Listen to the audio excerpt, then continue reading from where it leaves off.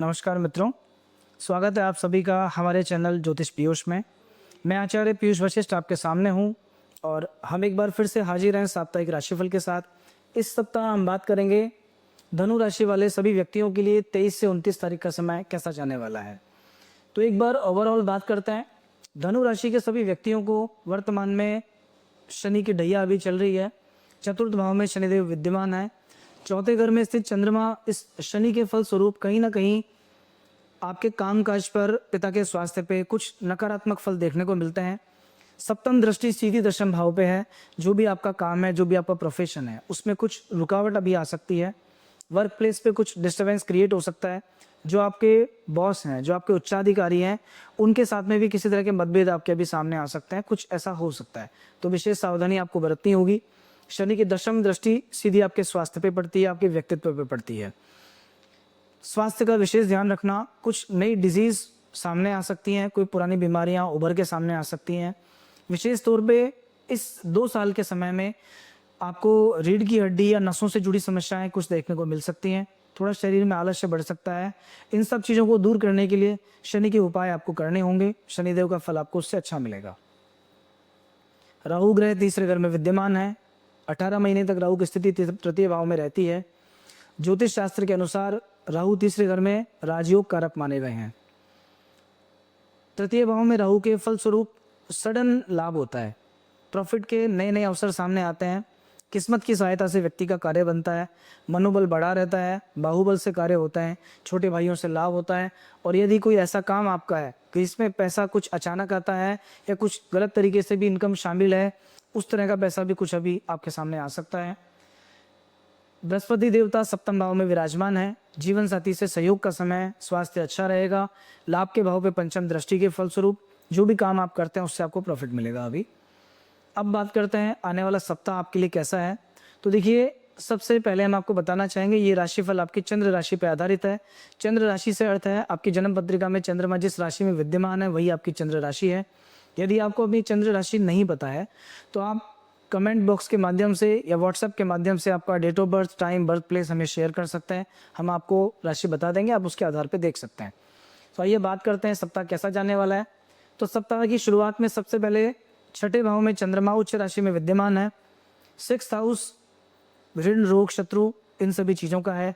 यहाँ छठे भाव में स्थित चंद्रमा के कारण जल्द से संबंधित बीमारियाँ आपको हो सकती हैं। सर्दी से संबंधित कुछ रोग सामने आ सकते हैं। मन में थोड़ा कन्फ्यूजन, बेचैनी हो सकती है। निर्णय क्षमता थोड़ी सी प्रभावित रहेगी। कुछ हद तक खर्चे भी बढ़े रहेंगे। उच्च राशि के चंद्रमा की दृष्टि व्यय भाव पे सीधी है। इसके फलस्वरूप खर्चे कुछ हो सकते हैं, लेकिन ये खर्चा शुभ कार्य में रहेगा। संतान पे कुछ खर्चा करना पड़ सकता है। घर की सुख सुविधा पे खर्चा करना पड़ सकता है, या कुछ आपके मनोरंजन पे खर्चा हो सकता है। ओवरऑल 23-24 में बाकी अन्य सभी दृष्टियों से समय ठीक है। 6th हाउस में चंद्रमा को जन्म पत्रिका में खराब माना जाता है, लेकिन गोचर में छठे भाव में स्थित चंद्रमा अच्छा फल देने वाले होते हैं। आपके स्वास्थ्य में पूर्ण रूप से आपको बहुत अधिक उत्साह महसूस होगा। बीमारियों से लड़ने की ताकत आपको मिलेगी।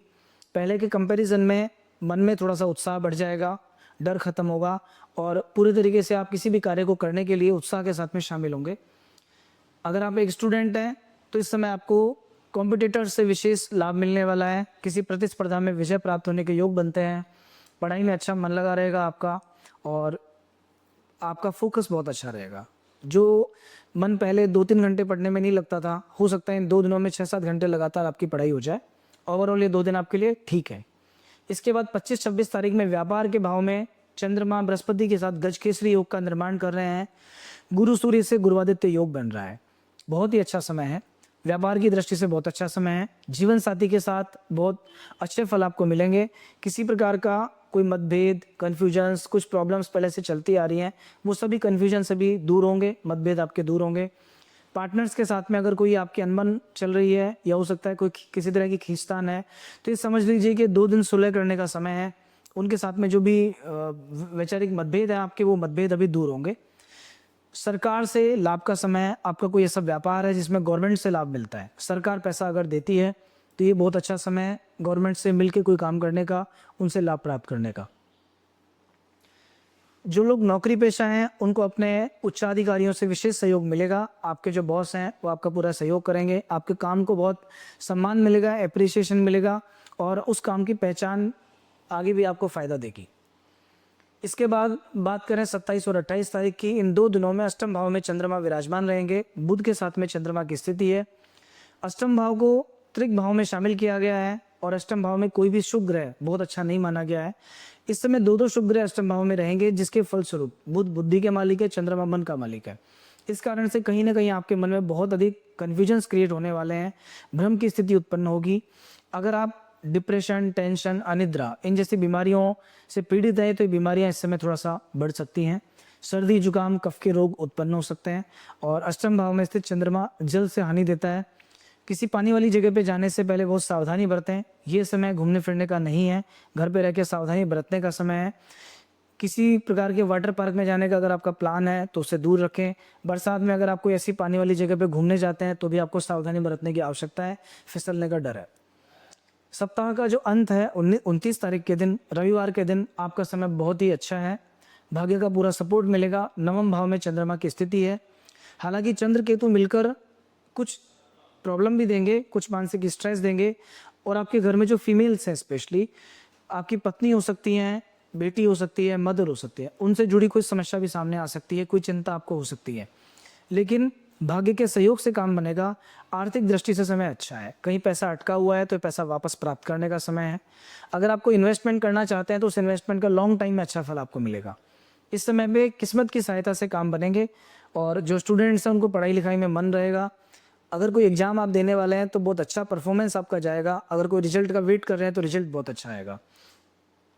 इस सप्ताह को बहुत अच्छा बनाने के लिए सप्ताह के 2 दिनों में, विशेष तौर पे 27 और 28 तारीख का जो दिन है, इन 2 दिनों में आपको कुछ उपाय करने की आवश्यकता है। अपने सिर से पावर सफ़ेद चावल लेके 7 बार उसारें और किसी गरीब व्यक्ति को दान कर दें, या फिर थोड़े से चावल बनाकर घी बूरा मिला के गाय को खिला सकते हैं। किसी स्त्री को कोई भी सफ़ेद रंग की चीज़, आटा हो सकता है, वो डोनेट कर दीजिए। ऐसा कोई डोनेशन या ऐसा कुछ नहीं करते हैं तो सुबह उठ के सबसे पहले जब आपकी आँख खुले, बिना किसी से बात किए हुए, सबसे पहले भगवान शिव का स्मरण करें और शिव जी का जो पंचाक्षरी मंत्र है नमः शिवाय, इस मंत्र का 11 बार उच्चारण करें। आप चाहें तो घर से निकलने से पहले ओम सोम सोमाय नमः इस मंत्र का स्मरण करें। और चूंकि ये समय स्वास्थ्य के लिए खराब है तो इन 2 दिनों में सुबह सुबह कम से कम 11 बार महामृत्युंजय मंत्र का उच्चारण जरूर करें। यदि ये उपाय आप करते हैं तो ओवरऑल ये सप्ताह आपका अच्छा जाने वाला है। जय श्री राम।